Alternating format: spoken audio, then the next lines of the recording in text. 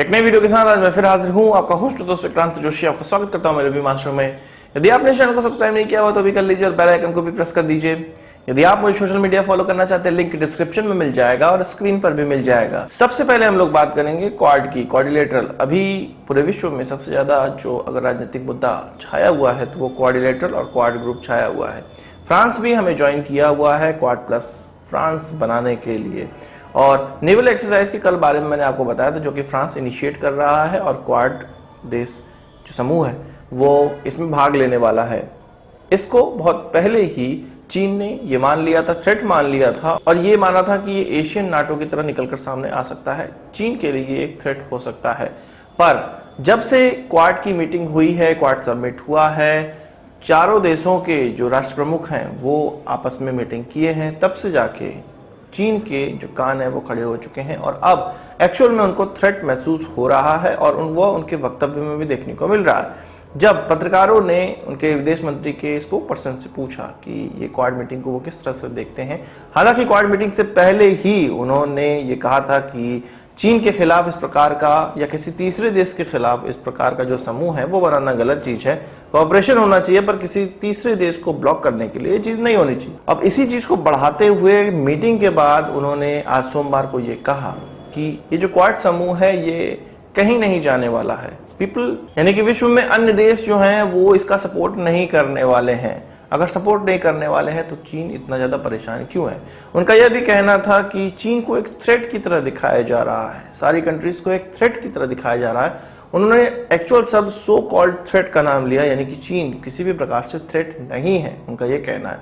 और चीन को एक थ्रेट की तरह दिखाया जा रहा है, ये हम सभी जानते हैं कि चीन थ्रेट है या नहीं, उसके कृत्य में ये देखने को मिलता है। हम सभी जानते हैं, एक लोल पर्सन भी ये समझता होगा, एक लुल्ल पर्सन भी ये समझता होगा कि चीन भारत के लिए थ्रेट है या नहीं, या साउथ चाइना सी के लिए थ्रेट है या नहीं, या साउथ चाइना सी में रहने वाले जो देश हैं वो ये जानते होंगे, उनके लोग ये जानते होंगे कि चीन थ्रेट है या नहीं।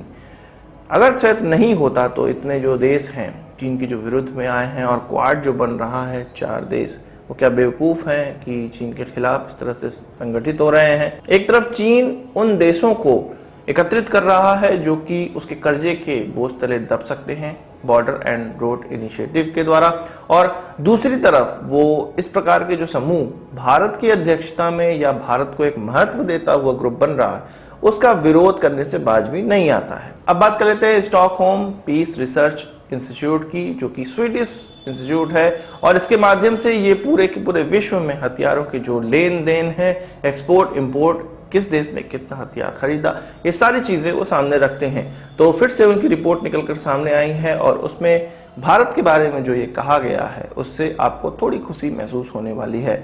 उसमें ये बताया गया है कि भारत का जो आम इंपोर्ट है वो 33% कम हो चुका है। उन्होंने कुछ 5 सालों की कंपैरिजन रखी, 2011 से लेके 2015 के बीच में खरीदे गए आर्म्स और 2016 से लेके 2020 के बीच में खरीदे गए आर्म्स की अगर कंपैरिजन की जाए तो लगभग 33% हमारा जो इंपोर्ट है वो डिक्लाइन हुआ है। ये खुशी की बात है। गम की बात इसमें यह है कि इस रिपोर्ट में ये कहा गया है कि जो डिक्लाइन है वो इसलिए हुआ है कि जो भारत का कॉम्प्लिकेटेड प्रोसीजर है हथियार खरीदने का, उस कारण से। इसके अलावा रशिया से भारत हथियार नहीं खरीदना चाह रहा है और दूसरी कंट्रीज से खरीद रहा है, ये भी इसमें एक बड़ी भूमिका निभाया हुआ है। उनका यह कहना था कि रशिया का जो आम एक्सपोर्ट है इस कारण से 53% तक डिक्लाइन हो चुका है। हालांकि इस रिपोर्ट में यह भी कहा गया है कि रशिया का जो चीन को एक्सपोर्ट है वो बढ़ा है और भारत से ज्यादा ही हुआ है। वहीं इस रिपोर्ट में यह भी कहा गया है कि यूएस अभी भी नंबर 1 एक्सपोर्टर बना हुआ है पूरे विश्व में। 96 देशों में यह हथियार बेचता है और कुछ 47% का जो शेयर है वो यूएस के खाते में है, यानी कि 47% जो आर्म्स की खरीद फरोख्त होती है उसमें 47% अमेरिका का हाथ होता है। इस रिपोर्ट में यह भी कहा गया है कि रशिया और चीन दोनों का ही जो एक्सपोर्ट का जो परसेंटेज है वो लगभग 20% तक रह गया है। 2011 से लेकर 2015 के बीच में जो रशिया का एक्सपोर्ट था या रशिया का जो पूरे विश्व में हथियारों के खरीद फरोख्त में जो स्थिति थी वो लगभग 22% की थी, अब वो 20% तक सिमट गई है।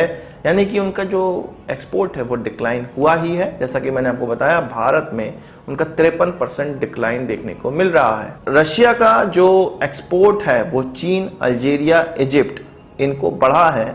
अगर बात की जाए 2011 से लेकर 15 और 2016 से लेकर 20 के 5-5 सालों की। इसी में फ्रांस की बात भी की गई है और ये कहा गया है कि फ्रांस का जो एक्सपोर्ट है या लेन देन है हथियारों को बिक्री करने का, वो लगभग 44% बढ़ गया है और अब विश्व पटल में फ्रांस कुछ 8.5% की खरीद फरोख्त रखता है अगर टोटल आर्म्स डील की बात की जाए विश्व में।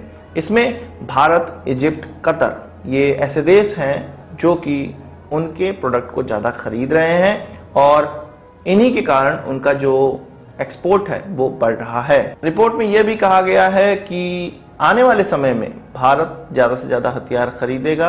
जितने भी पेंडिंग इश्यूज हैं उसको रिजॉल्व करते हुए ज़्यादा हथियार खरीदे जाएंगे। यहाँ पर उस लिस्ट को भी हमें याद करना चाहिए जो 100 से ज़्यादा सामग्री की लिस्ट आई थी, डिफेंस इक्विपमेंट की लिस्ट आई थी, जिनको की बैन लिस्ट में डाला गया था और यह माना गया था कि भारत इन लिस्ट में जो वर्णित चीजें हैं उनको नहीं खरीदेगा।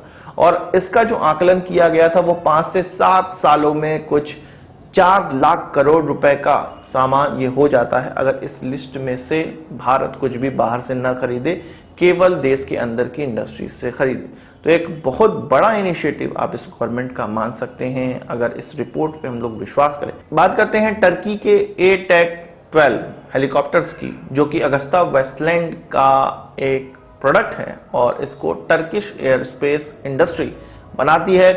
टर्की में इसका इस्तेमाल किया जाता है, उनकी आर्मी और एयरफोर्स इसका इस्तेमाल करती है।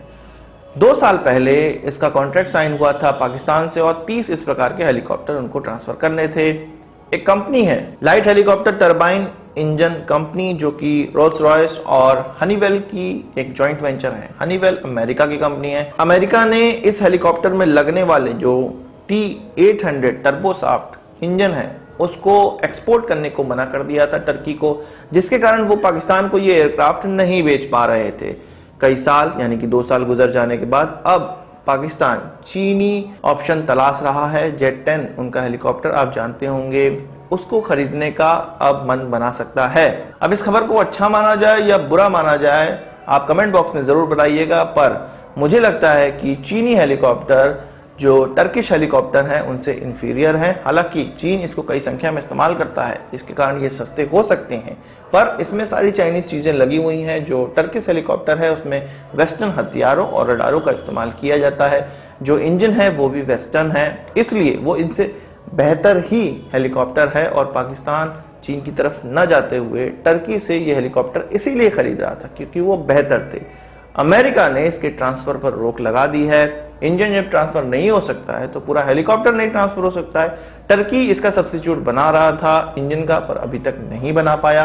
अब पाकिस्तान के सिर से पानी ऊपर जा चुका है, अब वो चीन की तरफ देख रहा है और एकमात्र जो चीन देश ही है, आयन ब्रदर उनका, वही उनको हेलीकॉप्टर दे सकता है। आपको पता है कि फ्रांस से 8 और रफेल अप्रैल के अंत में 2021 में आने वाले हैं। फिर से यूएई इनके जो मिड एयर रिफ्यूलिंग के लिए अपने एयरक्राफ्ट, जिसको A330 कहा जाता है, एयरबस का ये एयरक्राफ्ट है और मिड एयर रिफ्यूलर है, इसका इस्तेमाल करने देगा और नॉन स्टॉप ये जो एयरक्राफ्ट हैं वो फ्रांस से उड़कर भारत आएंगे। आज की इस वीडियो के लिए बस इतना ही। आशा करता हूं कि वीडियो पसंद आया होगा। आप इसको एक बड़ा थम्स अप जरूर देंगे। इस वीडियो संबंधित कोई सवाल सुझाव कमेंट बॉक्स में जरूर लाइएगा और यदि आपने हमारा चैनल तो सब्सक्राइब नहीं किया उसे भी कर लीजिए, क्योंकि हम इस प्रकार की वीडियो लाते रहते हैं। नमस्कार, थैंक यू, जय हिंद।